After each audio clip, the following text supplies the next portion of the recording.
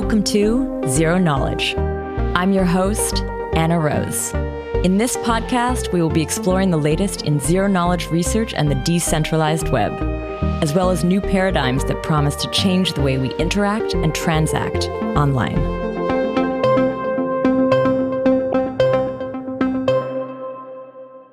This week, Tarun and I chat with Sreeram Kannan, Associate Professor at University of Washington, where he runs the UW Blockchain Lab. In this conversation, we look at how information theory and blockchain intersect and talk about Sreeram's early work on P2P mobile networks, mapping Bitcoin security, and how this evolved to work on consensus, fair sequencing, and more. We couldn't get through everything in this episode, so hope that we can have Sreeram join us again in the future. Before we start in, I want to let you know about a section on the zeroKnowledge.fm website that might be interesting for you if you're looking to jump into ZK professionally. It's called the ZK Jobs Board, and there you can find jobs posted from some of the top teams working in ZK. Find the project or team you want to work with next over on the ZK Jobs Board. I also want to make sure that the upcoming ZK Hack Mini is on your radar. Last fall, we did a 7-week event with puzzle hacking and ZK tool workshops.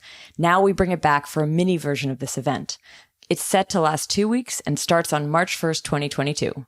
If you missed the first edition, or if you attended and just want to join again, be sure to sign up today for the newsletter. You can also already sign up for the March 1st kickoff event. There you can get updates on our partners and schedule. Speaking of partners, I'm very excited that our puzzle building partner for this edition is Polygon. We are very much looking forward to once again bringing the ZK community together around ZK Hack Mini. We hope to see you there. So now I want to hand over the mic to Tanya, the podcast producer, to tell us a little bit about this week's sponsor. Today's episode is sponsored by Electric Coin Company, the inventors of Zcash and Halo cryptography. They're building the next generation of zero-knowledge tech.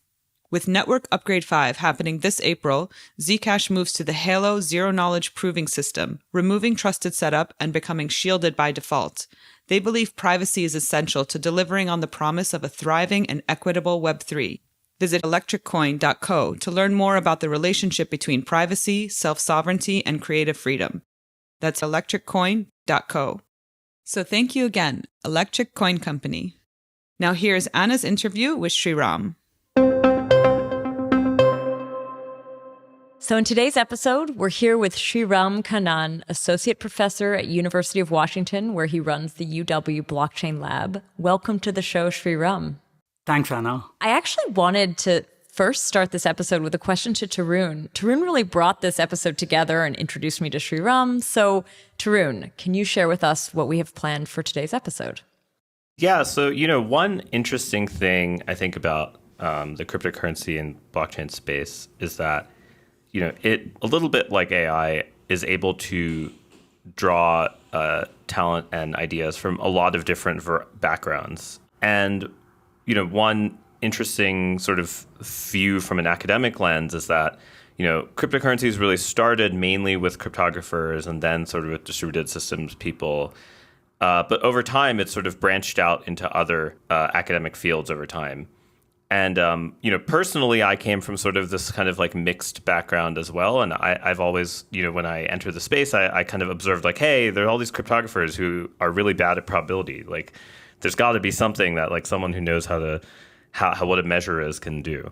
And, that sort of is actually what nerd sniped me into this space. And around the same time, I started observing Sreeram and his advisor and some other folks at different institutions, like starting to write papers that were a lot more rigorous from sort of the probability standpoint than had been in the space prior. So I think the idea that, you can take tools from other fields and apply them to kind of like subsets of problems that are actually really interesting and widely applicable is sort of the main theme that we'll go for. And I think hopefully with this episode, you'll get to see kind of the variety of work that Sreeram has done. And also if you're say someone who's not in the crypto space, but you like studied math or something, or you kind of know, these other fields, you'll get an idea of like, hey, there's actually a ton of open problems here where you can like apply tools from other parts of the world. And I think, kind of getting a little, I think Sreeram's background and history will give you kind of an idea of like how, certain tools in applied math and probability can be applied to a really large variety of fields if you take kind of this very generalist lens instead of being a super specialist. So Sreeram, I now really want to hear a little bit about your background and maybe what nerd sniped you to jump into this. Absolutely. Thanks, Anna. Thanks, Tarun, for the kind introduction. So I got into blockchain in 4 years back, but the story of my interest in this field or peer-to-peer networks actually dates way back to my PhD thesis. My PhD thesis was actually thinking about how to construct peer-to-peer wireless networks. What are the fundamental limits? Today, when we look at blockchains like Bitcoin or Ethereum and so on, one of the big questions we look at is what is the maximum throughput that you can achieve with these kind of like peer-to-peer networks? What is the latency that we can achieve with these networks? These were exactly the same type of questions we studied, but in the context of peer-to-peer wireless networks. They used to be called ad hoc networks at that time. And there was a massive interest in figuring out, can we build wireless networks in the absence of any infrastructure? No base stations, no Wi-Fi access points. Can we just create self-organizing wireless networks? Peer-to-peer, they just talk to each other and then organize themselves into a network. And the kind of math problems we were interested in are, what are the fundamental limits of such networks? Can you achieve what's the maximum throughput capacity that you can achieve? What is the minimal latency? And it was in my PhD thesis, my advisor, Professor Pramod Vishwanath at Illinois Urbana-Champaign, and I worked on some of these problems, which were basically theoretical limits of peer-to-peer networks, particularly peer-to-peer wireless networks. And so our interest in this started already at that point. However, what happened was peer-to-peer wireless networks did not take off. It's because the massive deployment of infrastructure in wireless, including access points, base stations, optic fibers, the massive availability of infrastructure obviated the need for constructing peer-to-peer networks. And at the end of my thesis, even though we solved some open math problems inside these fields, the real-world application was lacking. So I was sitting around rethinking, what should we do now that we solve this math problem? It all looks pretty amazing, but in reality, nobody's actually interested in deploying a peer-to-peer wireless network. So you had the solution without the problem. That's right. We definitely had a theoretical problem, which is how would you go about constructing it? But there was really nobody who was actually particularly interested. Okay. Indeed, actually, Qualcomm at that time had a big project which it shelved right around the time when I finished my PhD thesis called FlashLink, which was trying to build peer-to-peer wireless networks. My advisor used to work with them and so on. So we were thinking that could become a thing, but it didn't become a thing because of the massive deployment of infrastructure. So it gives me a lot of satisfaction to see Helium today, which is basically brought about that idea back into wireless. Peer-to-peer networks, I think the paradigm shift that Helium brought in is instead of building just a peer-to-peer network, they built a peer-to-pool-to-peer network. And the pool is basically, I think this is a kind of fundamental transformation that we're seeing in decentralized exchanges, for example. Order book exchanges are peer-to-peer, right? A peer trades with another peer. But fundamentally, the new paradigm, we're seeing in AMM dexes and so on, is peer-to-pool-to-peer. Cool. So that's exactly the same paradigm shift I think Helium brought in. They said, well, it is infrastructure-based networks, but why should only monolithic companies build these infrastructures? Can we coordinate regular people to put up infrastructure, put the right incentives, and actually create these pools from which we can start providing service? So I feel like, the world has come a full circle, starting from peer-to-peer wireless networks back in 2008. I think 2002 to 2008, 2012, there was a lot of academic interest in that. And then that died down. And I think now, for example, my advisor, Pramod Vishwanath, he's actually studying how to build these kind of peer-to-pool wireless networks. What are the right incentives? What are the mathematical primitives that need to go in? Again, a lot of interesting random processes. and analysis showing up there. Very cool. You're talking a little bit about this sort of lull in the P2P research or P2P interest. Would you put that firmly in that P2P winter that we've kind of heard talked about? Absolutely. So this is 2008, would you say? 2010 when it started to just die out? Okay. Yeah. So 2008, I started my PhD, and I finished my PhD around 2011, 2012, and the interest was just waning. Aww. So the interest in P2P wireline networks was already waned by 2008, but we were thinking, because wireless infrastructure was not yet built out, at least all over the world, there was still a possibility that peer-to-peer wireless networks could take off. Mm-hmm. But that didn't turn out to be the case. I think one of the most important things to realize from listening to this, and it took me a long time to understand this, is that a PhD is really like a venture bet. It's like investing in something and then like waiting for 5 years and then seeing if the thing is still alive after 5 years. Wow. And choose wisely. Absolutely agree. Sounds like, Sreeram, yours has worked out. At least the field has come back. A lot of the work that you did, I guess, becomes relevant again. So let's hear about that move maybe into blockchain for you. What was it? Where did that happen? So after peer-to-peer wireless, I didn't at that time, it was 2011. So I hadn't had the same exposure to blockchain at that time. I was looking around and seeing what are some of the most important things happening, and potentially how can we bring this understanding of information theory and networks and graphs into this field. So just for viewers who may not be familiar with information theory, one of the most celebrated icons in computer science is Alan Turing. I would say equally important was Claude Shannon, who fundamentally pioneered this view that all information can be represented digitally without any basic loss of performance. This was not at all obvious during the time that he pioneered these ideas back in around 1945, 48. At that time, communication was all analog. Radio stations used to use frequency modulation and things like that, which were analog methods. And he pioneered the idea that almost all information can be represented by bits. He pioneered the idea that there is a way to communicate bits without error. He pioneered the idea that you can bring very sophisticated tools from mathematics to actually solve some of the real engineering problems in communication, compression, information processing. And I think it has laid the groundwork on which much of our modern society is built, and definitely modern information technology. So coming from that field, the inspiration that we had was, can we bring these ideas into other emerging important fields? And one of the things that we took a bet on several years, again, like Tarun said, another venture bet, was in computational biology. So we spent several years, 5 years, working on computational genomics, trying to understand DNA, RNA sequencing, things like that.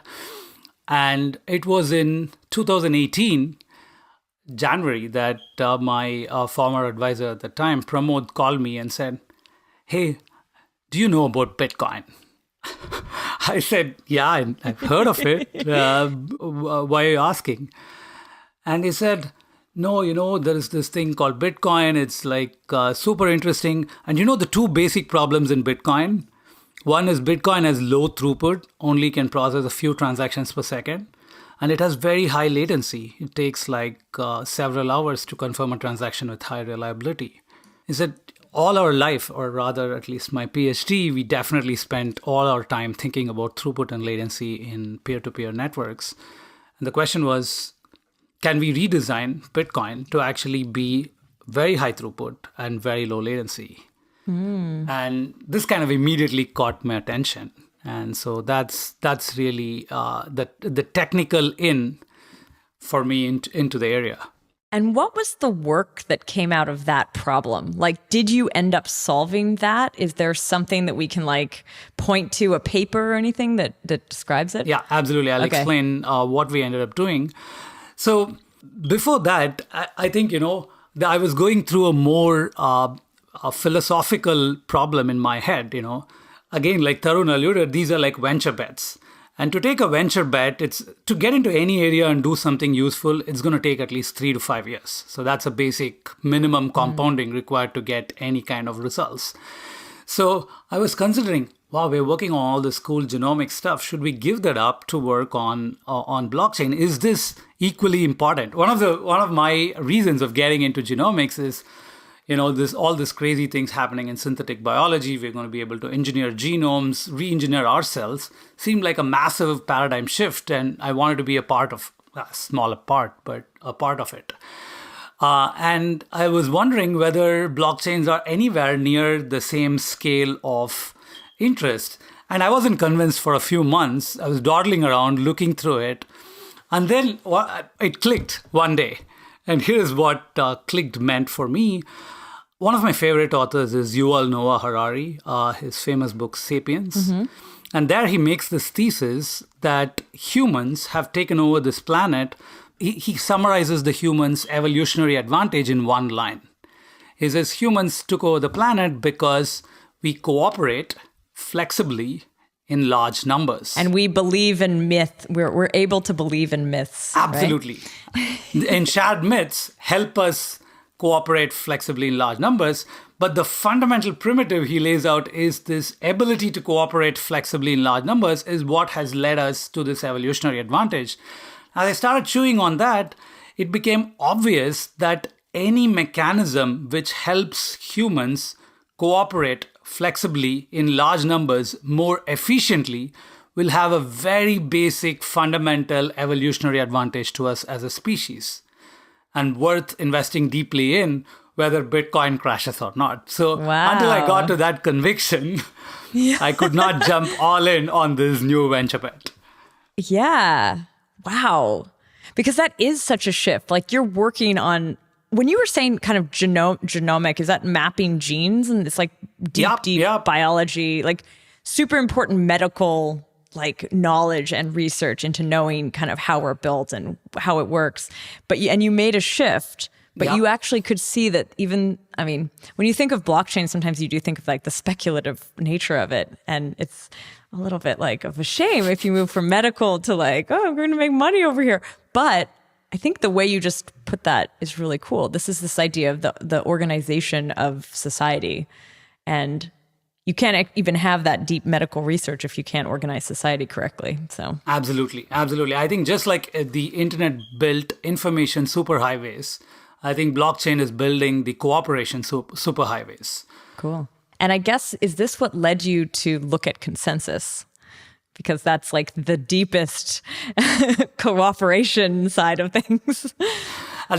On the one side, yes. On the other side, that's also our distinguishing advantage that we've actually thought deeply about how to organize peer-to-peer networks. How do you get information across these networks at high throughput, low latency? So for people coming from distributed systems already come with a deep understanding of the consensus problem. We did not. We came with a deep understanding of the network problems. How do you get maximum throughput? How do you get low latency? Also, we come with a very deep understanding of the random processes that Tarun highlighted, which played a massive role in information theory and all these wireless networks. Because one of the most important things you're dealing with when you're dealing with a wireless network is noise. And noise is random, and you have to understand the randomness quite carefully.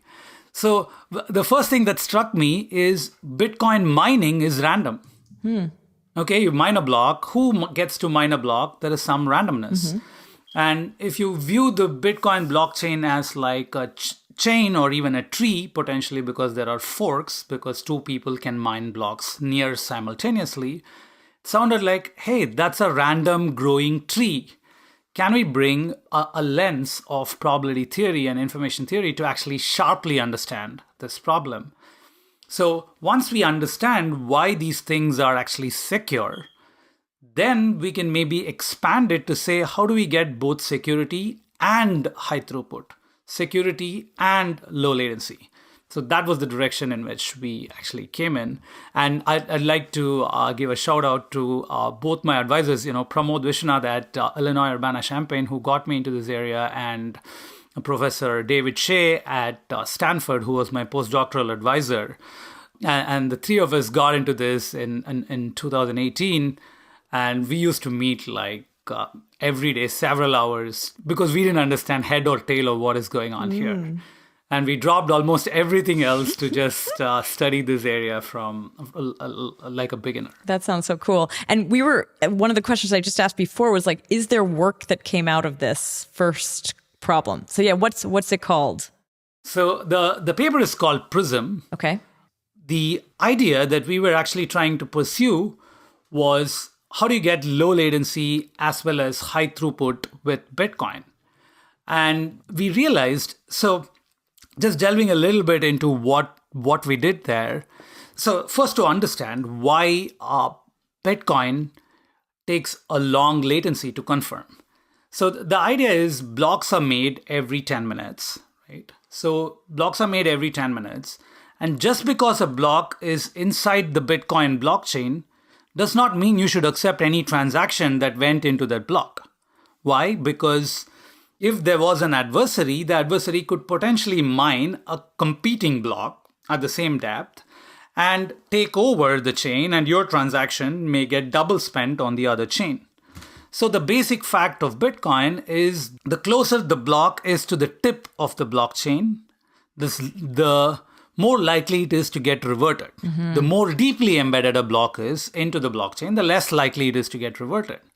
And so this is a basic fact. And so what this implies is, if you want to confirm a transaction at a certain level of reliability, then you need to wait for a certain amount of time.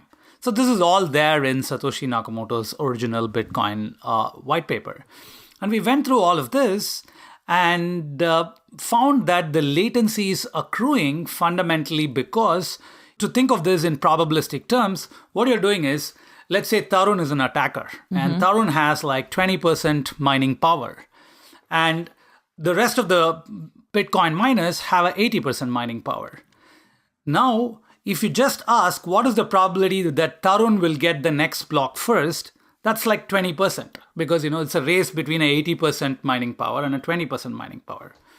But if you ask, what is the probability that Tarun will get the next 10 blocks first as opposed to the rest of the network, then the probability is much smaller, because, the other guys are winning the race every time and they're kind of compounding on their wins and over. So what is called the law of large numbers, which basically says if you average enough, then you will always see that the 80% wins over the 20%. So that's the basic reason you wait for a long enough time in order to confirm a block in Bitcoin. And the question we asked is, can we get this averaging, this law of large numbers, to work in a completely different way, which does not require latency? So here I want to highlight that there are many other methods people have thought about how to reduce latency in a proof-of-work system. And one of the simplest is to say that take the last few proof-of-work miners and then form a committee and let this committee vote on blocks, right? Because once you have a committee, you just send the thing to the committee, they all sign, and then you're done. But to us, this felt highly unsatisfactory. And the reason it's highly unsatisfactory is, one of the really beautiful things about Bitcoin is everybody's power is evanescent.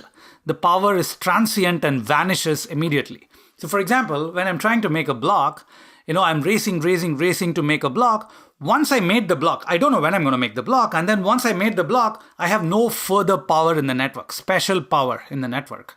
Everybody's power is evanescent. Mm-hmm. So what that means is, even for a short time scale, nobody has special powers. Everybody is competing fairly all the time. But if you elect the miners from the last 1,000 blocks to go ahead and form a committee and then let them run a blockchain or just sign blocks, now you have a vested, powerful intermediary, this committee, which can just collude and take down the network or do whatever. Yeah. So mathematically, the way we think about it is we think of this as a dynamic adversary, or an adversary that can corrupt people after knowing what their identities are.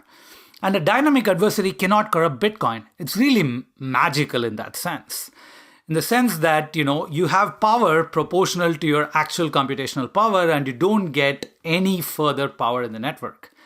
And so this was a very pivotal property for us when we thought about how do you get low latency without giving up this absolutely fundamental property of Bitcoin.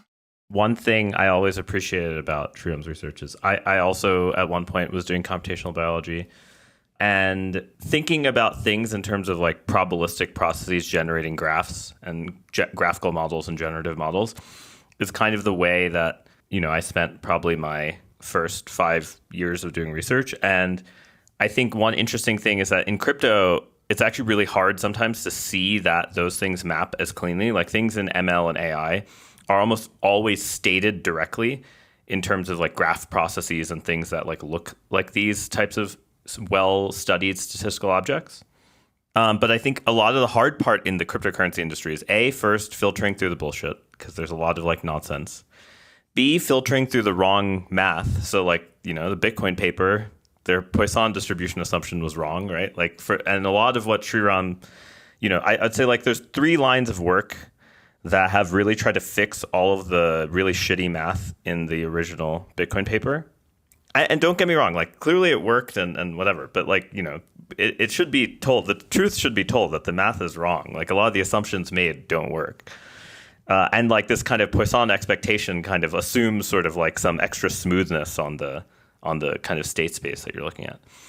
But there's sort of 3 lines of work. The first was this paper, and this was the thing that kind of nerd sniped me, which was Bitcoin Backbone Protocol, which is paper in kind of overly complicated, but like it did get the right probabilistic idea of like how to analyze these probabilistic blockchains and get kind of cap theorem like guarantees that from traditional databases that people kind of wanted. The second was sort of like the Elaine Shih and Raphael Pass, like improvements on that and simplifying it. And then the third was really, I feel like Sreeram's work, which said like, hey, instead of like trying to analyze like specific consensus protocols, what if we took the space of all consensus protocols and then said, what properties do you need to make things work? And I think a lot of the kind of famous cryptography professors who made blockchains that went live, like kind of ignored this problem when they made their chains. They really focused on like, here's a single consensus protocol and here's why it works. And I think like the beauty of kind of the way Sreeram and collaborators have thought of it is like they went the other way around, right? They're like, what is the set of all of these things and like how do we distill them down? And I think maybe talking a little bit about how you got into that, how you guys flipped the problem in that way, like going, kind of top down versus bottom up would be But awesome. Right before you do that, what's the name of the paper you just mentioned? There are 2 papers. One is actually doing the low latency stuff. That's called Prism, Deconstructing Blockchains. The other one is called where we actually look at the fundamental properties of Bitcoin and many other a large family of consensus protocols. That's called Everything is a Race and Nakamoto Always Wins. Okay. So Everything is a race and Nakamoto always wins. The name was chosen by our collaborator, David Shea, who just has this enormous respect, of course, for the deep math stuff, but also for somebody like Nakamoto, who had an intuitive sense of actually how this thing works, even without actually formalizing it in the same rigorous ways. But we were so shocked in the number of ways in which the intuitions were spot on, while the math was far lacking, was actually amazing. You had to have a very deep intuitive understanding of what all ways in which things can go wrong and had a mechanism to fix almost all of them. I'll highlight a couple of them as we go on. Cool. But I think to reinforce what Tarun said, I think when we got into this area, we were looking around all kinds of papers. They're all looking at very narrow formulations.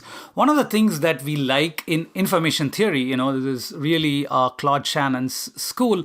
What Shannon did is, instead of saying, hey, I'm going to communicate using this method and then let me just try to analyze it, which is what everybody was doing at that time. Instead, he says, what is the set of all possible potential communication algorithms? And then can we find the absolute best among all of them? What does it even mean, right? It seems like a simply mind-boggling thing to say that there's a space of all possible communication algorithms, and then, what is the absolute best among that family? So this is really information theoretic thinking on blockchains. So we just brought the same fundamental question, which is, what is the space of all consensus algorithms? and what is the absolute limits on what you can do if you optimize across all of them. Like, what would be the best one? Can you actually find something which is close to the best one? And this is really this paper, Everything is a Race. And David went on and brought on some really strong probabilists, Amir Dembo, Ofer Zaitouni, who we had the privilege of working with, absolutely a fantastic probabilist. And great students, David's student Nasret and Ashuecha, who was Pramod's student, formed a big group who actually ended up working on this problem. Cool. The basic thing, just to summarize what kinds of problems need to be thought about. So when I stated the simple heuristic about how Nakamoto did the calculation, he's saying publicly everybody is mining 80% of the mining power is doing a public mining, and the remaining 20%, the attacker is mining a private chain and then trying to displace the private chain, because in the blockchain, the longest chain wins. So this is the attack that he considered. But then when we looked at it, it was not at all clear why this is the only attack. What if I, as an attacker, try to create blocks on both sides, try to balance the chain? Now there are two chains, both of them roughly equal length all the time. And the blockchain just gets confused. People get confused what is the longest chain and leave you under perpetual confusion. Is it possible, or why is it not possible? So even modeling what an attacker can do seemed pretty mind-boggling. And this is where I would say it's an absolutely brilliant paper. The Bitcoin Backbone Protocol just came in and distilled it out to its very essence. They said an attacker can do 4 things. They can decide where to mine a block. They can decide when to release that block. They can decide what to put into that block. All these degrees of freedom, and all of these, of course, can now depend on the particular state of the blockchain. Or if one chain is winning, then you do this. If another chain is winning, then you do that. So it's a very, very, very complex state space of what an attacker can potentially do. And now you want to prove security against this massive potential that an adversary has. And this is really what was already done in the Bitcoin Backbone Protocol. What they showed is if your mining rate is slow enough, then you can be secure as long as the adversary does not control more than 50%. Then the blockchain will be secure. So it's an absolutely fantastic general result, which says that you cannot execute all these other complex attacks. Even if you tried, you will not be able to succeed as long as you have less than 50%. And so we use that as our baseline to build on our work. And what we said in this paper is, can we think about this problem even more sharply? Instead of saying that if your mining rate is really slow, then you can actually solve this problem, can you find what is the maximum mining rate at which you will continue to be secure? Was it sort of like, were you testing out sort of the parameters of the security of the system? Exactly. Were you just like trying to break it? Did you break it? Did you find those limits, or? So this is like theoretical, right? Like it's I think like one important piece of information maybe here that I think to listeners who maybe have more of a background in like traditional distributed systems is traditional distributed systems work has these properties that like are, safety and liveness of like, hey, if I send a transaction, does it stay in the network? And hey, if I keep sending transactions, can the network keep processing transactions? And one of the kind of fundamental results of sort of like the 1990s was that you kind of can't have your cake and eat it too. You sort of can't have safety and liveness perfectly. You have to make some trade-off in terms of like how much the network can partition or things like that.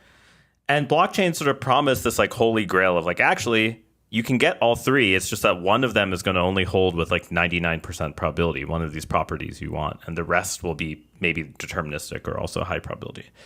And I think the hard part in that is that adding in this probability thing blows up your state space, to Sreeram's point, to be this like infinite dimensional sort of search space, right? You go from this very finite dimensional, I can work with this stuff thing, to this infinite dimensional thing.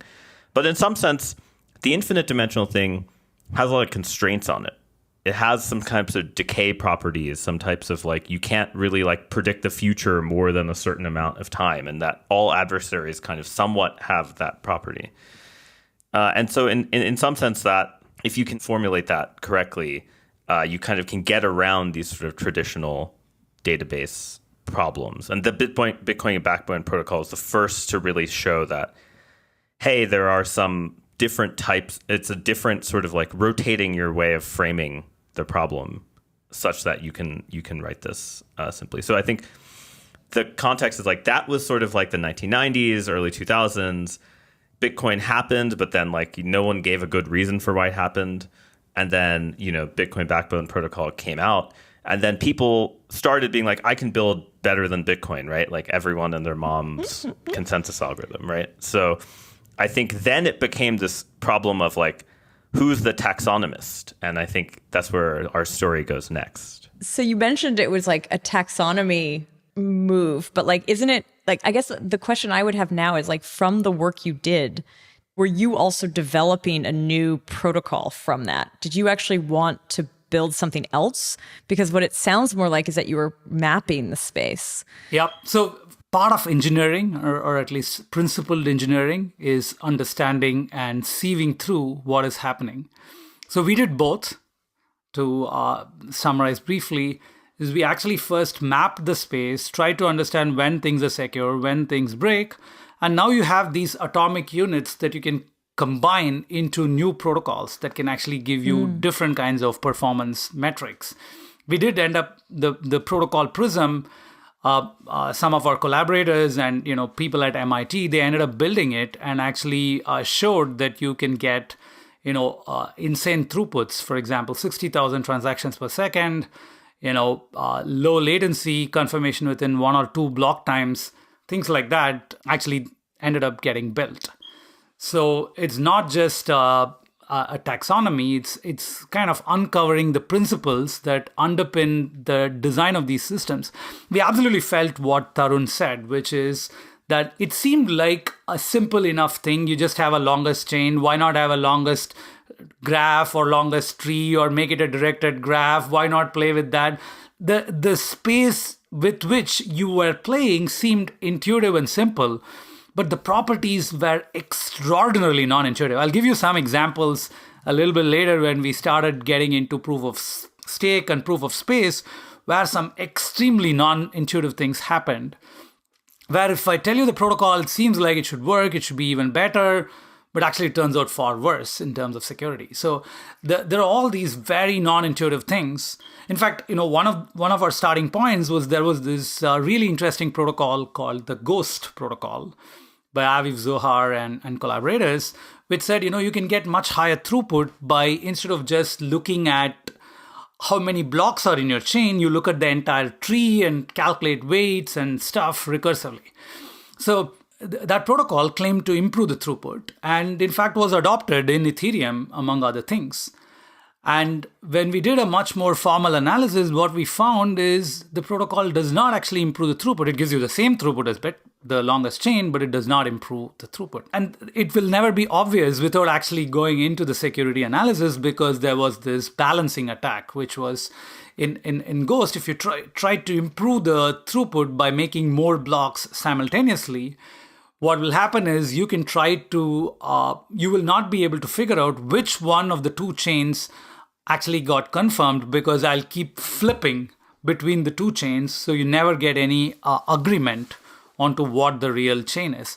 So there are all these very interesting things that can happen with these security things that many people were overlooking. And so that was the taxonomy part, is kind of understanding when a protocol is secure, what is the limits of security. Anna, as you phrased it, can you say in this parameter regime, it is secure, and in this parameter regime, it is simply insecure. We call this in statistical physics and in information theory, sharp thresholds. Sharp thresholds are saying basically exactly in this regime, it's all safe, and exactly outside of this regime, it's not at all safe. Okay. So don't venture into these regimes. And no gray zone, it sounds like, and this is why it's no gray sharp. zone. That's exactly, it's very sharp. That's why it's called a sharp threshold. Okay. Absolutely.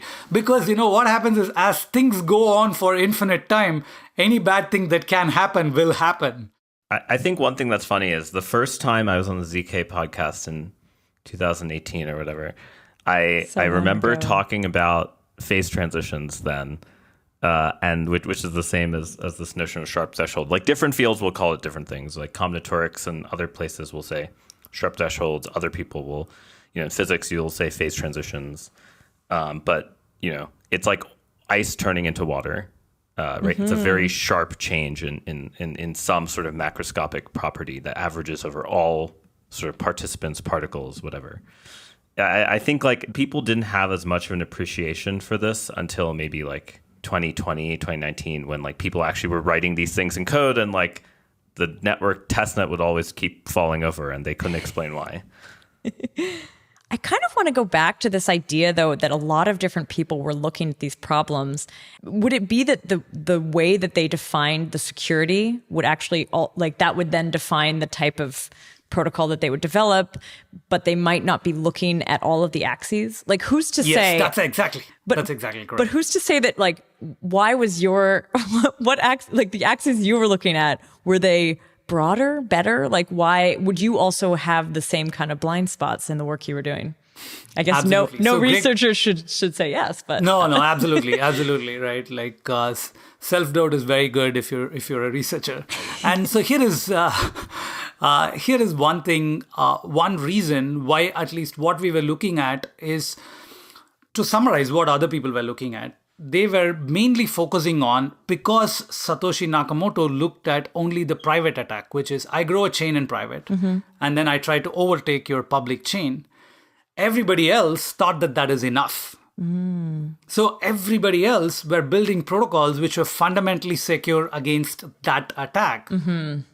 But what it turned out is what Satoshi Nakamoto did is uniquely correct, in that attack was the absolute worst thing that could happen for that protocol, but not at all true for most other protocols that people were designing.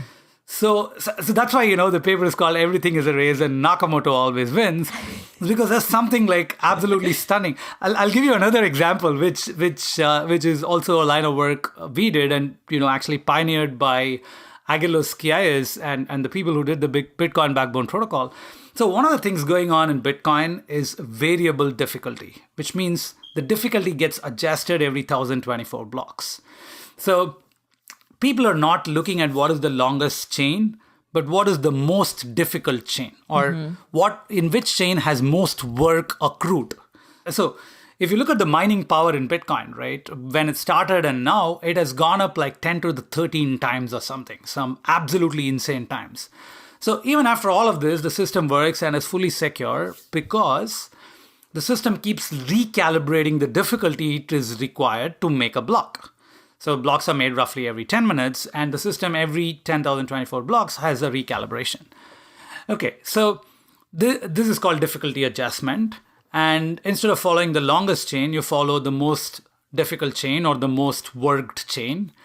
Okay, and this was already kind of taught in. Until this point, it's intuitive. Okay, you should follow the most difficult chain. That seems like correct. Okay, and then it turns out that there is an attack on this system if you just define it like this. And the attack is, again, let's bring Tarun, our attacker. Tarun comes in and he has 25% mining power, and Tarun wants to overtake the longest chain. So what does he do? What he does is he says, I'm going to raise my own difficulty. How does Tarun raise his own difficulty? By creating fake timestamps. You can artificially, show that blocks are arriving too frequently in his chain. And because blocks are arriving too frequently, the algorithm will say you should increase your difficulty. And if he keeps increasing difficulty, then what he can do is, if his difficulty is so much higher that one block that Tarun makes can overtake an entire chain, that the honest guys are making. So what this does is there was a law of large numbers which said that by the time the honest guys make 1,000 blocks, they have 80% mining power. So they're going to be much ahead of Tarun, who only has 20% mining power. Okay. But now he has claimed back his fair odds. His fair odds was like he should win 20% of the time by saying that one block he makes, which is a highly stochastic event, can completely take over the chain. So he's, instead of saying that he has to make 1,000 blocks, he's just making one block. So he doesn't operate with the law of large numbers. He's operating in a random regime. So the law of large numbers is what makes things deterministic or roughly deterministic. And Tarun is, by raising his difficulty, he's bringing it back into the random regime where his chance of winning is now 25%. That's completely unacceptable to run a system. Mm-hmm. But you can't execute this, Tarun can't execute this attack on Bitcoin because Satoshi Nakamoto had an absolutely brilliant fix to it. I don't know if they understood it or not, but there was this fix, which is basically difficulty will not be raised by arbitrary amounts, but it can only raise 2x or 4x every interval. And that just makes everything completely different. It's one of the most amazing things that I found that, if you just go ahead and design a protocol, you would absolutely not think of anything like this. This is an insane kind of attack. And, and the fact that it has withstood attacks like this speaks a lot to the amount of engineering insight that went into the design of this protocol. So far, I feel like a lot of what we've been talking about is very, very proof of work focused. But I know that your work also starts to touch on proof of stake. Does that change any of this? I'm just curious about where did you evolve into? Almost like where did you start on the proof of stake train too? Because that's a whole other kind of realm of research. That's right. So all of the stuff was proof of work, and this was 2018 when we started, and end of 2018, there was too much buzz about how this proof of stake is going to be the real thing, and proof of work is going to go away and all of this stuff. And having studied the longest chain so deeply, our natural impetus was to actually follow the train of work in proof of stake, which worked based on longest chain. Much later, again, going back to the taxonomist hat, we synthesize the space much more clearly by kind of understanding what the fundamental trade-offs are when you design a proof-of-stake protocol. So I'll start with that, so then we can delve into what the longest chain offers and doesn't offer. So fundamentally, there are two different kinds of proof-of-stake protocols. Looking at it practically, you will say that there are longest chain protocols, and then there are BFT protocols. But fundamentally, what we reverse engineered, and other people like Tim Roughgarden and others have also pointed this out, that what is actually going on is there is a fundamental tension or a trade-off between two sides of algorithms. One class of algorithms offers you availability. What does availability mean? Availability or dynamic availability. Dynamic availability means even when a small fraction of participants are present, the protocol will remain and continue to make progress. The protocol continues to be running even when only a small fraction of participants are present. So these are called dynamically available protocols. Would this be like when there's 30% active, or what's the... Yeah, 30% or even 3% active, the protocol needs to continue to make progress. Okay. For example, Bitcoin, of course, continues to make progress even if the mining power, like the China thing happened, miners moved out of China, and Bitcoin is running effortlessly because it's a completely dynamically available protocol. As the mining power increases or decreases, there is no denominator on what the world's mining power is. So nobody knows what to normalize it by. And so it's self-normalizing. So it just keeps adjusting itself and moving on. So we call these family of protocols dynamically available protocols. But if that's one side of a spectrum, is it sort of are there some POS chains which are more dynamic, how does that work actually? They have a lower threshold needed in order to remain dynamically available or something? That's right. So there are two absolutely, it's at the very core of when you design a proof of stake protocol. Do you want to be dynamically available or do you want to be finalizing? Okay, so that's the dilemma, is either you're dynamically available or you're finalizing.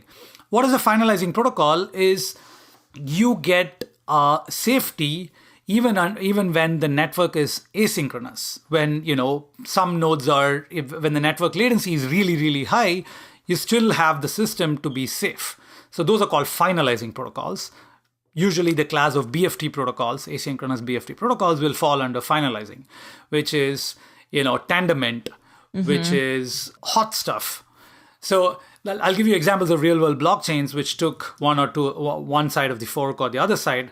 Agelos and others who were pioneered the longest chain Bitcoin backbone protocol, and they went on to build a whole family of provably secure proof-of-stake protocols called Ouroboros, underpinned much of the rigorous longest chain protocols.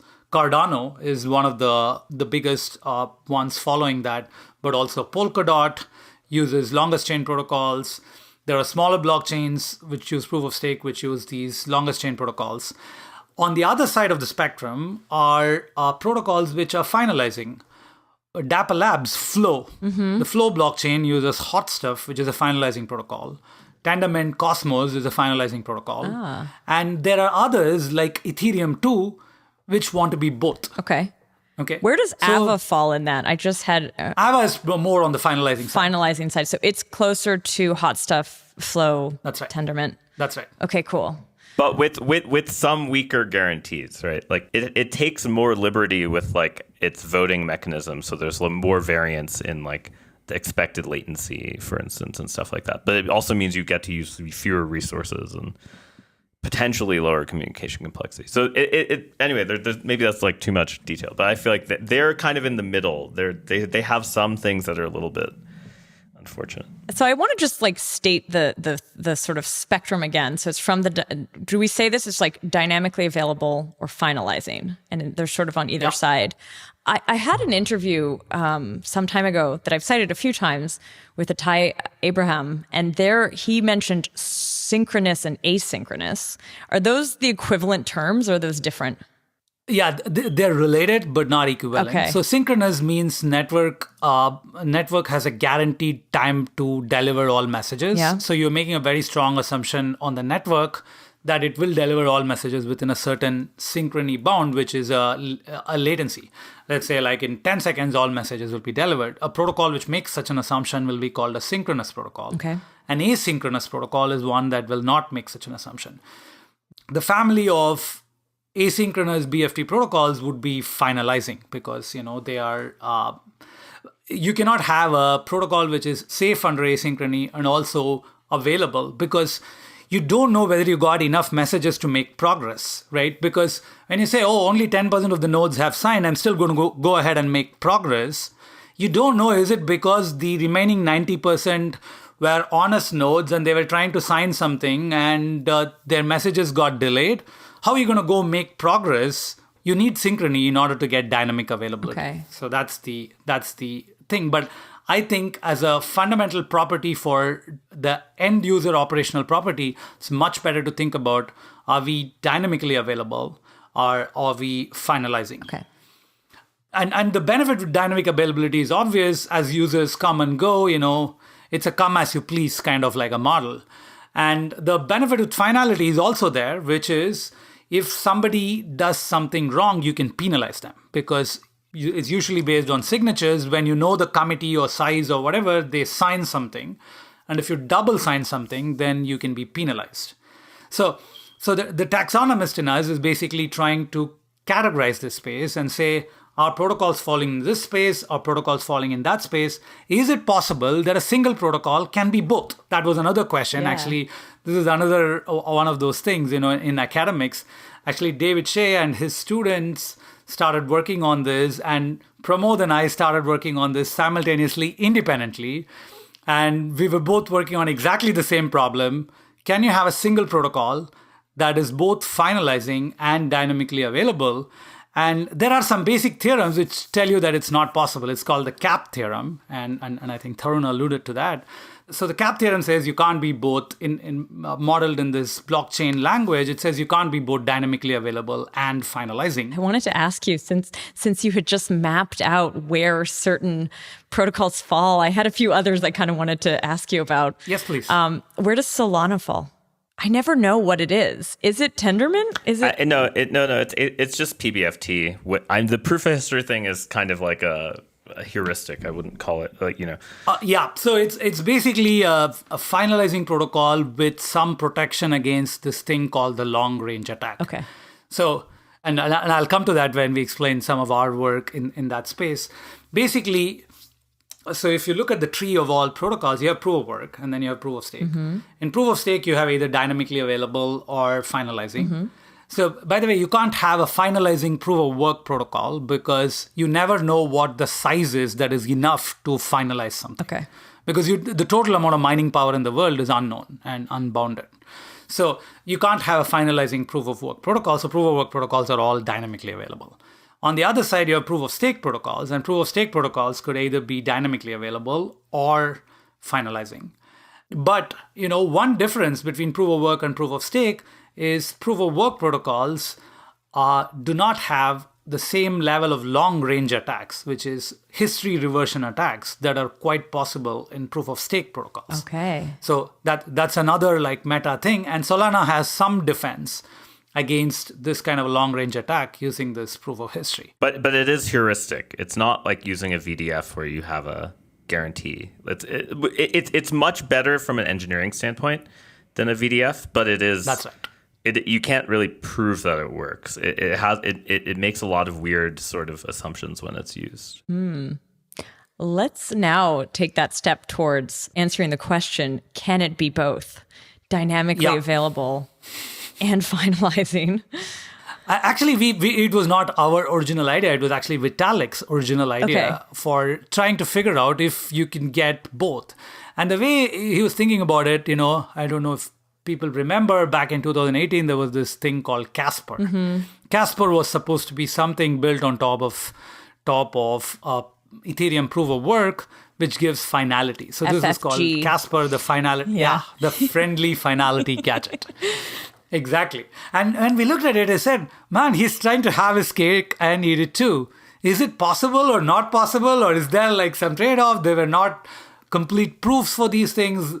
There were hints that this may work, may not work. What's going on? Okay. And actually, the Casper is kind of built into Ethereum 2, now called Gaspar. It's a combination of Ghost and Casper called Gaspar. And I think it's not called Ethereum 2.0 anymore as of yesterday. But really? I think the Ethereum Foundation, made an announcement yesterday. Okay. Yeah, I have heard before that they were distancing themselves from the name. Yeah. I think it's called just consensus update or consensus layer or something. But the consensus update, which is basically called Gaspar, what happened was David Shea found that there are many attacks on Gaspar. So this was a paper they wrote early this year and early in 2021 that got a lot of attention. And so David's working with the Ethereum Foundation on how to fix several of those things. We did an episode, I think Tarun, you and I did this years ago. Or 2 years ago, maybe, or 1 year ago, 2 years ago. I think it was the beginning of the pandemic. Yeah, I think it was with one of the co-authors of Gaspar. Yeah, we did an episode on Casper, so I'll actually try to dig that up if people are curious. But I haven't since heard about this work finding the problems. Yeah. So the thing is, Gaspar was trying to get both. Basically, the way Ethereum 2 works is there is kind of a longest chain, but people eventually vote on the chain enough and then that becomes final. So it's kind of like having the features of both longest chain and finalizing. So that's the basic class of things. And the fundamental questions we asked is, can you be both finalizing and dynamically available? And the way you can be both is you have a common underlying protocol, but different ways to confirm things inside that protocol. So Anna, you are a very, let's say, conservative person. You want to only make very safe claims. Let's say you're running a bank or whatever. So have a common underlying protocol and you'll only accept somebody's payment if it has gone through a very safe rule. Whereas Tarun is running a gaming engine and he's saying, hey, let's get things moving, man. So what Tarun is doing is it's the same underlying protocol, but he's coming at it and applying a different confirmation rule on the protocol, which keeps his system running. live. And the theorems that David showed and we showed in separate papers. By the way, the end of the story was David beat us to the race. Aww. And we wrote our paper like 2 weeks later with Pramod student Shuichao and Suya. And we ended up basically bringing more properties to this kind of a protocol. Basically, can we build a protocol which is both dynamically available and finalizing? Fundamental blockchain is run by the same protocol, but Anna can use a different confirmation rule and Tarun can use a different confirmation rule. But at the same time? Like, can you do this? At the same time. But at the same time. And so so the safe rule will always be lagging the live rule. Because, you're only making things that have been like signed off very, very finalized safe. Somehow. Yeah, very finalized. So the way you can think of it is already in Bitcoin, you can use a confirmation rule, which is like 10 blocks deep. Yeah. And Tarun can use a confirmation rule, which is only 1 block deep. Okay. And so it's like that, but much more complex and much more general. And so that's the space of things we figured out. And so, of course, now David is working with the Ethereum Foundation, trying to understand how you can make sure the protocol has both properties, but different confirmation rules. What was that work you just mentioned when you said you released this paper, but later? Yeah, so the paper is called Blockchain Cap Theorem Allows User-Dependent Adaptivity and Finality. Okay. It's basically user-dependent adaptivity and finality. So either you're adaptive, which is dynamically available, or finalizing, depends on the user, but the protocol itself is the same underlying engine. And actually, other blockchains have also been thinking about this. Polkadot had something called Grandpa, which is their finality gadget. And so we kind of integrated all of this into like a common picture, which is, again, the taxonomist. One thing that's also interesting to note here is that a lot of layer 2s effectively offer this sort of similar promise of you choose what level of quality of service you want. Oh, yeah. And so you probably can generalize this to some of the layer 2s. Although, of course, you need to make different latency assumptions because there's 2 different chains and sequencers and stuff like that. But like, you could argue that layer 2s were already trying to go in this direction, but like didn't know why they were doing it other than it was easy engineering wise. I think it was because it was so slow to actually write to the main chain, right? You needed a faster approach. Well, I guess I meant in terms of like their security guarantees, right? Like how people design layer 2s based on security guarantees is still quite heuristic, right? There hasn't been the Bitcoin backbone protocol paper for layer 2s. In a lot of ways, a lot of layer 2s are driven by engineering needs and not like mathematical soundness needs, which is why, I think they've been somewhat hard to get to production so far. Absolutely. I think, so here, at this point, we'll also ask something Anna raised earlier, which is, what are you not doing? You're saying, you're modeling all the adversary thing and all this. What are you not doing? What are you sneaking under the carpet? I'll tell you exactly what we know we are sneaking under the carpet. Okay. We may not know other things. What we do know is, fundamentally, when you try to mathematically model these complex blockchain systems, again, there are 2 fundamentally different views. One view says, I'm going to assume that X fraction of nodes are protocol obeying. You can call them honest, but I think maybe the right thing to call them is altruist. They'll just do, or you can say obedient if you want to appear differently, but basically these nodes just simply toe the party line. Basically, they're going to follow whatever the protocol founder or whatever team says. They'll just run that particular instance of the node. And there's a fraction of nodes which are non-protocol following, and they can deviate arbitrarily. They can do whatever they want. So this is one kind of model. We can think of this as an adversarial model of blockchain. Some group of nodes are adversarial. The remaining are altruist. They're called honest, but basically altruist. They're just doing what they're told. And they're doing it because it's good for the network. They're doing it because they're already happy with the revenue they're getting, whatever. We don't care. We don't model why some nodes are honest and some nodes are adversarial. We just plop them into those groups and say, either you're honest or you're adversarial. Okay. So that's one kind of modeling. There is a completely different kind of modeling, which is saying nodes are rational. Okay. Now, when you say nodes are rational, they're trying to maximize kind of some utility, which is how much maybe money they're making. It maybe factors in some of their real world reputation. We don't know what a utility function is. So the problem with the second class is it's much, much more difficult to state things very sharply. Everything that you state is under somewhat weak models because it's very difficult to model the full space of what utilities are and what rationality is. So what we had done for several years, say 2018 to 2021, is completely focus on the honest versus adversary or altruist versus adversary models. But over the last 1 year, I've been thinking a lot about the incentives, which seem to drive a lot of user behavior. That's a fundamental disclaimer. Fundamental disclaimer is when you see a paper and it says, hey, some nodes are honest, some nodes are adversarial. Okay, it's good in some sense because it can allow the adversaries can do arbitrarily bad things and still it's going to work. But the honest nodes have to absolutely follow protocol. And then you can model it rationally. For example, Amin Gunsider and Itai al, their selfish mining attack is basically a rational deviation, right? It's not a honest adversary thing. It's basically, I'm going to maximize my revenue source. So when you look at a mathematical model, you have to first calibrate, is the assumptions what you want, or will these assumptions hold? Are there reasons promoting the holding of these all of these assumptions or not? And so that's a basic fork in the modeling choice. When you talk about this rational, though, is there not still sort of the irrational following their orders honest in that? Do you really believe that all will act purely based on incentives?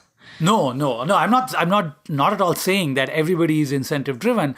And also incentives have a meta layer, which is super hard to model. And the meta layer may be the following. Like social. In Bitcoin, there is a very easy bribing attack. But if you execute this bribing attack, you may collapse the value of Bitcoin. Yeah. Measured in Bitcoin, maybe you make more money. But measured in US dollar, you make less money. Yeah. So there are all these meta things that drive into incentives, which are very hard to formally model. So I'm not at all suggesting that this is the absolutely correct modeling or anything like that. But the reality is there are Byzantine nodes who don't care. They just want to take your, maybe they're a competing protocol. They're coming and shilling on Twitter that, hey, your protocol is bad and I'm going to take it out. So there are Byzantine nodes. There are altruist nodes and there are rational nodes. So the fundamental correct overarching mathematical paradigm will be what I'll call a bar model. Byzantine, altruist, rational, all mixing together in one big party and trying to characterize what fraction of Byzantine, what fraction of altruist, what fraction of rational can your system endure. And can you really slug it out? This was actually our original formulation when David and Pramod and I were trying to formulate the mathematical problem of blockchain. But we said this is way too complex for our heads and the math to handle. Simple it down to just, let's say there is Byzantine. Can we solve it? Now, let's say there is rational. Can we solve it? Let's combine everything together. Can we solve it? So, and we see this kind of playing out in practice in various ways. For example, Ethereum, one of the main things that Ethereum 2, now called just their consensus layer, is thinking through is the crypto economics. And crypto economics to me is just how to make sure it's rationally incentive compatible to just follow what people are telling you to follow. And can you make it more and more compatible to actually follow it? Maybe if you attack, you're going to get slashed. This is one of the basic primitives that Casper introduced and many others followed suit. The idea of slashing, which is that if you deviate, you're going to lose your money. And that's the economic game there. That's the economic game there, exactly. And by the way, even though in theory people are talking about all this, I don't know of any real large-scale protocol that actually does slashing. It has happened. I mean, in Cosmos, it definitely happened. I remember that somebody got slashed, but it was usually accidental. That's the problem. It wasn't really malicious. Yeah, exactly. So that's the reason that people are worried when they want to bring slashing is, are you getting slashed for a real reason? Or, it's just some kind of discordance in the version you're running and you can get slashed. So absolutely, that's the risk with building slashing. And so it's going to take time before slashing becomes an automated thing rather than, it's a social consensus thing that if somebody gets slashed, I can go and unslash them because, they were all just honest nodes out of sync. Yeah. Yeah, so people do a variety of very weird kind of heuristics to avoid slashing right now. For instance, I think in Solana, they have this like thing where they keep track of like validator statistics. And I think it's actually like central. I'm not actually sure how they get collected and disseminated, but there's some notion of like what the distribution of validator times is, and then you kind of get penalized based on like how far you are in that distribution. Oh. In general, yeah, designing the slashing conditions is really hard because like at some level, right, it has to be just as dynamic as like the fastest type of attack in your system, but like the system is trying to also slow things down.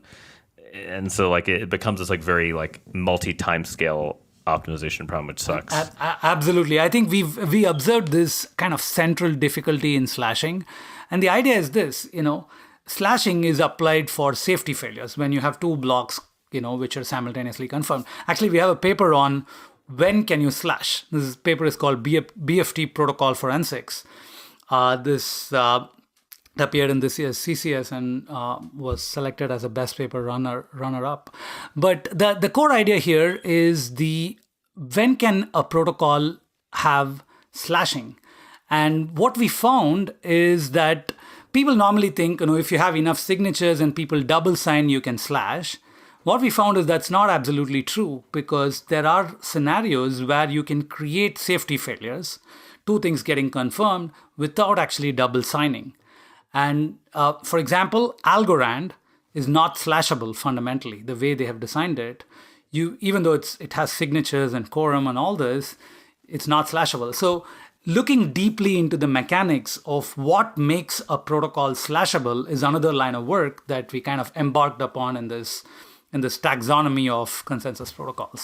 So like I like to view a lot of this as like the natural maturation of this space, right? Like if you think about things in 2017, 18, there was a lot of Wild West, like, hey, I wrote this paper, I wrote some code, like as a prototype, like, hey, it's going to work, put hundreds of millions of dollars into it. And I think, at that time, everyone was like, the math doesn't matter, like, who cares, whatever, the engineering matters more. And like, there's always this interplay in this industry, I think, in general, where like the engineering can oftentimes get ahead of the theory, but then the engineering hits a roadblock, as we're seeing with layer 2s, where I actually think like the theory is actually going to be very important for ensuring that they actually can get to production, unlike a lot of layer 1s. And there's some roadblock, and then it takes a while for people from other fields to like provide theory. Like some of the people mentioned earlier, like Kiaya, I can never say his last name correctly. Kiayas, thank you. And Elaine Shi and stuff. They were kind of working in related fields, but like tangentially, and then brought in new thoughts. And I think in general, it's like each kind of wave sees like this improvement in theory. I think like the moral of the story is there's kind of this like meta game between the engineers and the more mathematical researchers in this space competing over whose design actually works in prod better. Mm-hmm. Yeah. So just a thing there. When we look at security, right, performance can be determined by engineering. You just run things and check. You know if Solana is running 120,000 transactions per second or not by just running it. But you don't know if Solana is secure or if you don't know Ethereum is secure by running it, because the space of all possible attacks is simply too mind-boggling for like people to even realize. This is the basic thing in cryptography was, you cannot just say that your a signature scheme or like a zero-knowledge scheme is secure because nobody has attacked it yet. Instead, you rely on very basic axiomatic assumptions saying, okay, calculating the discrete logarithm is hard, therefore, this scheme is secure. So this principle somehow did not yet fully manifest itself in the blockchain world, because protocols seemed like engineering things. They are engineering in one dimension, but the dimension that they are engineering is just performance.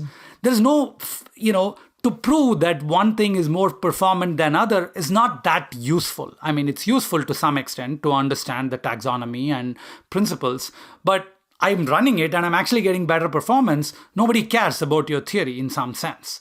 But to prove that something is secure, you cannot just run it and show, what did you do? Did your friends attack it? Did your enemies attack it? Did you put $100 billion on it and let it sit for 10 years? And did you move the entire Wall Street into your application and see if it's secure? It's not possible, right? It's simply not possible to do any of this. You have to have mathematical methods to think through security in a way that you do not necessarily need for performance. So when people come in from an applied systems view and say, hey, I've built this system, it's great in engineering, we can absolutely give them credence for building high performance systems, but whether their system is secure has to be sieved through a theoretical lens. And here I want to give like a big shout out to like Agelos, Elaine Shee, Rafael Paz, all of these people who broadened this lens, and in particular, this was a very important... They were the cowboy academics, at that time. A lot of their peers were like, you're going into the scam thing. Yeah, exactly. And they stood there and wrote paper after paper after paper, sieving through the core principles in this. So it's absolutely amazing. As you're analyzing a lot of this work, I think a question that inevitably will come up is what happens when you think about MEV? Like this other vertical, maybe it was taken into account and I missed it, but I feel like it hasn't been fully kind of brought into any of your modeling. And obviously it's a very big topic right now. So what are you thinking around that? What work are you doing? Absolutely. So when we started seeing this whole MEV thing explode, I remember first time, I think Ari Juels was giving a talk on Flash Boys 2.0, how these things were happening and how they blogged about it, and more people started just like front running and arbitrage bots, all of this stuff, and thinking that there must be like a fundamental mathematical problem underpinning why MEV is happening. And one way to think about MEV is it's really an incentive thing, right? If you're a miner, you are obviously going to prioritize transactions that pay you more fees and put them ahead than transactions that don't pay you that much. So that leads to this whole idea that you can front-run transactions by just increasing the fee that you're paying the miner.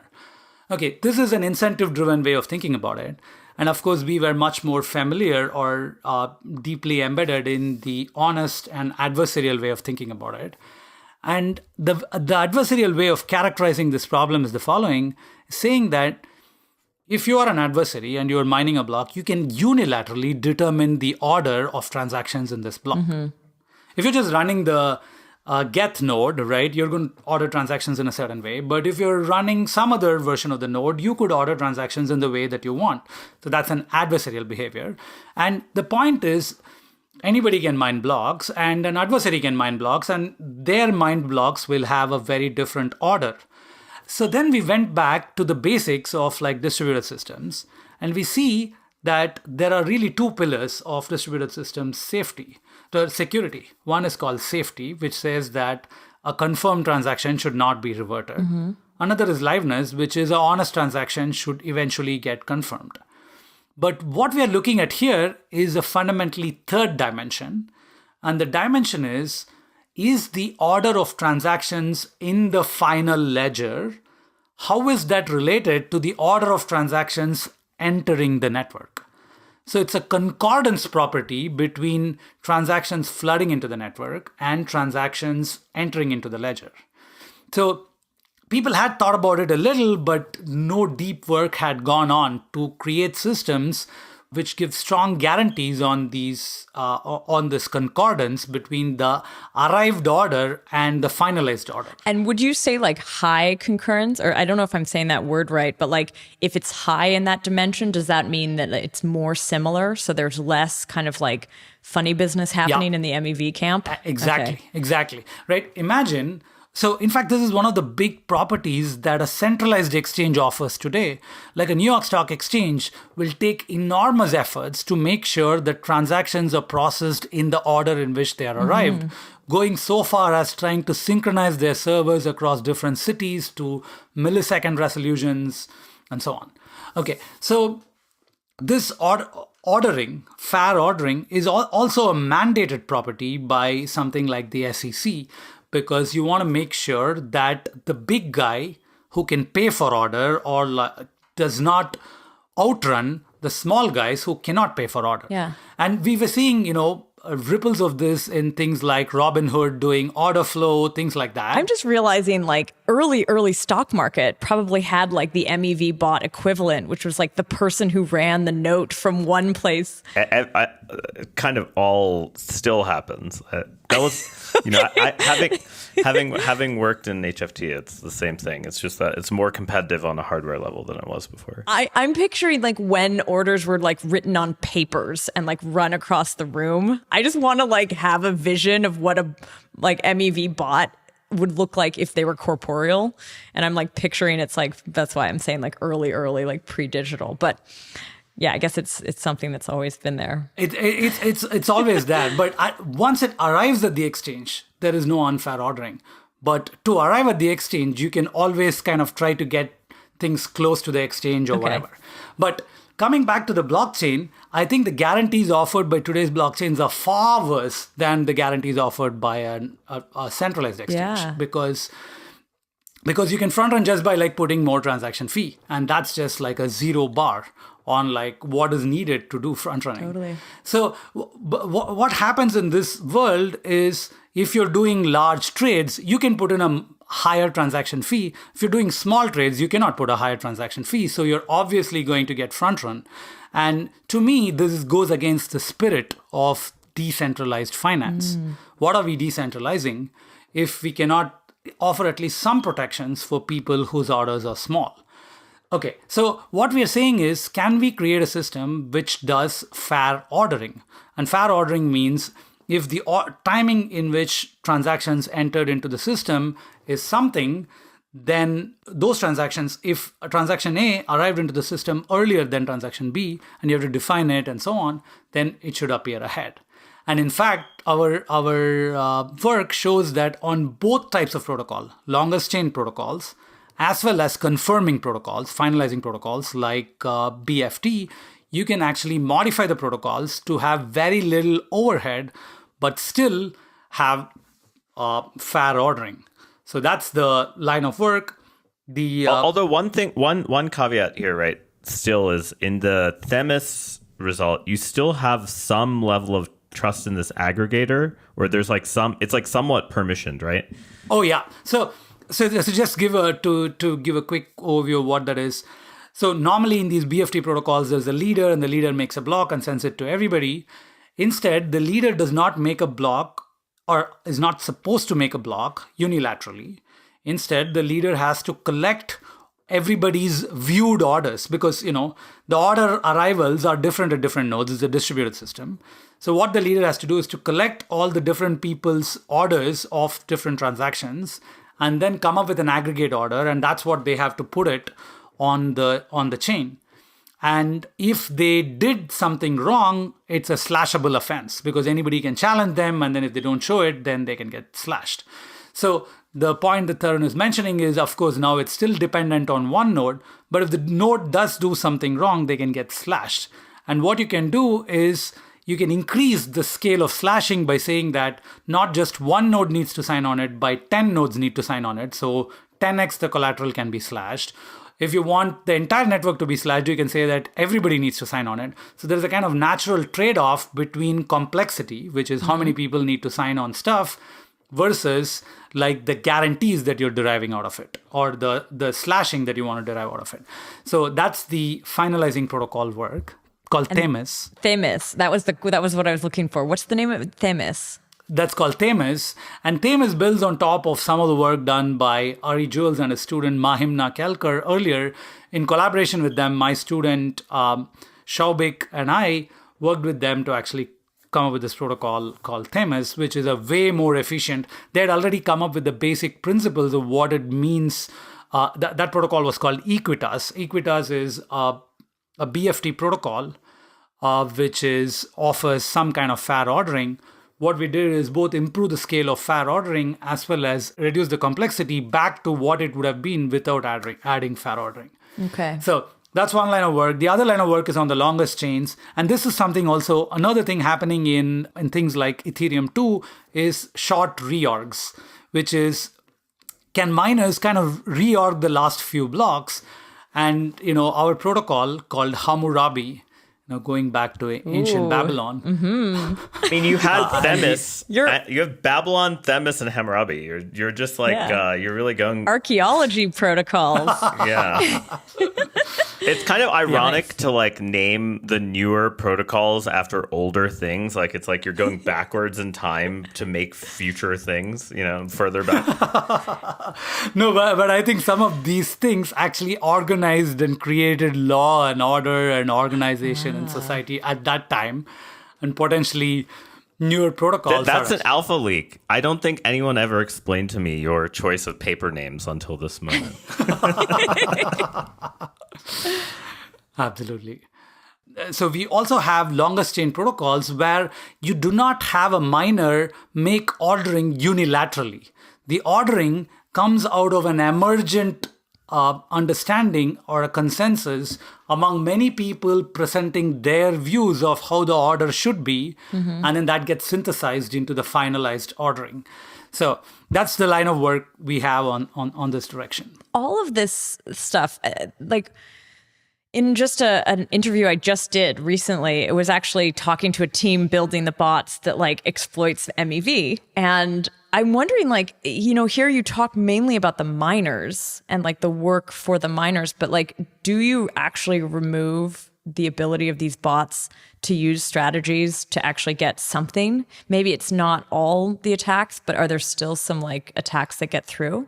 Absolutely. I think the scope of attacks is something, if you can broadly categorize front running as targeted front running, which is, I want to kind of sandwich your transaction, Anna, and extract some MEV from it. That I would call as targeted front running. And then you can say, I want to do non-targeted front running. Imagine the price fall of Bitcoin like 2-3 days back. What I could do is I say, I don't want to particularly front run anybody. I just want my transaction to go before other people's transaction because I know the price is crashing. I just want to get out. So there are a scope of methods which can defend against targeted front running, basically by saying that I obfuscate or just send a commitment of what I'm going to send and then reveal it later. This is like the threshold decryption type thing. Yeah, this is exactly threshold encryption. Absolutely. So that'll solve targeted front running because I don't know your transaction to target it. But still, there is a massive scope of non-targeted front running, which is price is crashing. I want to take all the price advantage. I'm a big trader. I'm going to put up a big transaction fee and go ahead of all other small traders, even though they actually sold ahead of me. This is basically like creating an inside system mechanism for order flow, which, people don't like about Robinhood and Citadel and all these guys coming together. But what we feel is that the protocol should offer the absolute strongest guarantees on timing. Yeah. The protocol should offer the best standards of timing. On top of it, when you build your DeFi applications, you could absolutely do things like you don't respond to each transaction separately, you batch them up. Because, you don't want, just because, Tarun sent an order early, I don't want to give him an advantage. I'm going to batch things at a slower resolution. In fact, this has been suggested over and over for things like the stock exchange. And you could absolutely build it. Once you have a fair ordered system, you could build these batching things at a higher layer. But you have a non-fair ordered system, you can never retrieve the people who got screwed in the unfair ordering. So, Sreeram, I know that you have a lot of work, a lot of papers, a lot of kind of various works happening. And we probably won't be able to, get everything into this episode. We're really at time at this point, but I'd love to hear, what are you working on right now? After all of this work behind you, what are the focuses? Maybe you can highlight a few things and maybe we can bring you back sometime to go deeper on these. Absolutely. So one thing is when we talked about slashing, how do you build a system? We even more basically, you think about proof of stake on the one hand has certain kinds of properties. Proof of work has some kinds of properties. Can you build a system which is better than both? So this is a question that we've been kind of ruminating over. And one particular direction that's culminated in is a protocol called Babylon, which lets you derive security from Bitcoin to protect yourself, your proof of stake network against long range attacks. So suppose you want to build a Cosmos chain, but you want to also be resilient to like long range attacks. You also want to be resilient to, let's say your own token market cap is only like $100 million, but you don't want your security to be bounded by your own token market cap. Instead, you want to borrow security from like a security powerhouse, Bitcoin. How can you do that? So that is a theoretical project we did called Babylon, and David Shea, who's a professor at Stanford and my former advisor, has taken it up and actually building a project around it. Another archaeology project, just a note. No, actually building it. This engineering project, actually, they're trying to borrow Bitcoin security. On the other hand, I myself have been on leave over the last 8 months building a company called Layer Labs. And Layer Labs is trying to solve a problem which goes fundamentally to the root of governance in blockchains. If you look at blockchains today, like Ethereum or any of the other blockchains, how does innovation get in and move the practical blockchain industry? It's very difficult for innovation to find a place in existing blockchains because blockchains upgrade through unanimous or near unanimous agreement. Which is a very rare thing in society. What do we all as a society agree on unanimously? It'll be almost nothing. But blockchains have to have unanimous agreement or near unanimous agreement to get new innovation in. And this has bugged me a lot. Why? Because we come up with these cool algorithms. We don't want to necessarily start companies or anything. We just want to have other people adopt it. If Bitcoin were a company, absolutely they would have adopted ideas like Prism inside it. But Bitcoin is not a company, and that is to its credit because it's a decentralized network. Yeah. So how do we build decentralized networks that do not have unanimous dynamics?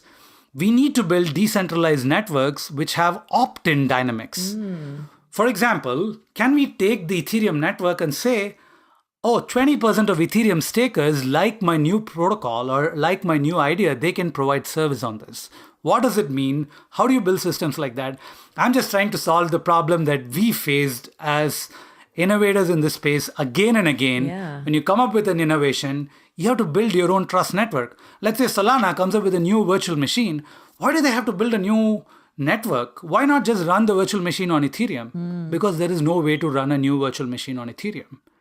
So this we face again and again and again. And I think this is massively slowing down the pace of innovation in blockchain because new innovation needs to build new trust. Yeah. And by decoupling innovation and trust, you can actually, if you can get Ethereum have opt-in dynamics, if you can have Solana have opt-in dynamics on new innovations, you completely change the equations of adoption. So that's what we're building in Layer Labs. It also sounds like you're almost like rethinking the role, the agents that actually do a lot of this kind of consensus building, like the validators would potentially change, or the miners, I guess, in some cases. Like, would they dramatically be like a different beast in this? I think so. I think we have to give credence to the free will of these validators. So today you say, everybody uses Ethereum virtual machine or whatever, this consensus protocol because it's universally accepted by all of us. It's good. But why not? Each of these Ethereum staker also has a free will to say, I am putting my ETH at double jeopardy. Not only providing this service, but also running like a new EVM 3.0 or like, a Solana C-level virtual machine on top of Ethereum. What does it mean? So basically addressing the scale of what is agency here in blockchains. Validators not being passive. Yeah. No, they just like run the thing you tell them to run. Instead, having active agency in deciding their own risk-reward trade-offs and potentially earning additional yield by actually providing much more fruitive services. Crazy. You also start to create almost like subsets in the chain itself, almost sub-communities, sub-applications. This is very interesting. This also goes to something that Tarun asked about L2s. How do you build L2s which have strong value alignment and full security of L1s is something I think we can address. And we'll hopefully talk about all this at some point. So I think we're going to have to invite you back maybe in the next few months to continue this conversation. We've covered amazing ground so far, I think, in this episode, and a lot of your background and what led you to a lot of this work. I guess you've kind of just teased the audience a little bit here with what we can talk about next. Absolutely. I'd love to come back. I really enjoyed the chat. Thanks, Tarun and Anna, for bringing me here. Yeah. Yeah, I mean, I just want, in a lot of ways, I think there are a lot of engineers who listen to this podcast who, find ideas or things to implement or things like that from listening to this, and maybe aren't so deep in the theory. So I think sometimes it's really good to give some exposition of what's been happening, especially since there haven't been conferences in 2 years, or like really many conferences, Soon. like live conferences. Damn. So I feel like it's always good to hear about these types of things. Absolutely. Yeah, thank you so much for coming on the show. And I want to say a big thank you to the podcast producer, Tanya, the podcast editor, Henrik, and to our listeners. Thanks for listening.